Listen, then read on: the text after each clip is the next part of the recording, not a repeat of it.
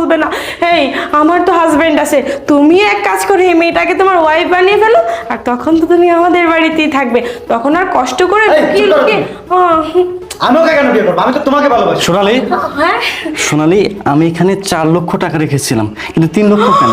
বাকি 1 লক্ষ টাকা কোথায় গেছে? দেখেছো আশরাফ, আমার মনে হয় এই কাজের মেয়ে ছোট লোকের বাচ্চাই তোমার 1 লক্ষ টাকা নিয়েছে। এই শোনো, ওদেরকে তোমার আর বিয়ে টিয়ে পড়াতে হবে না, ওরা দেখবে তারপর আমাদের মাথায় উঠে নাচবে। এক কাজ করো, ওদের দুজনকে এক্ষুনি 14 শিকের মধ্যে ঢুকাও। ইপ্তি, সত্যি করে বলতো, টাকা তুই নিয়েছিস তাই না? স্যার, হ্যাঁ আমি টাকা নিইনি, বিশ্বাস করেন। হ্যাঁ আমি তো আপনাদের নুন খেয়েছি, নুন খেয়ে কিভাবে আপনাদের সাথে নিমু খারাপি করব বলেন? চুপ কর তুই, নিমু খারামি তুই তো অলরেডি করেই ফেলেছিস। তুই তোর বয়ফ্রেন্ডকে এনেছিস আমাকে না জানে, আর বিশ্বাসের কথা বলি না, তোকে আমি কিভাবে বিশ্বাস করব? তুই যখন তোর বয়ফ্রেন্ডকে আমাদের বাসায় আনতে পারিস, তার মানে তুই টাকাও চুরি করতে পারিস।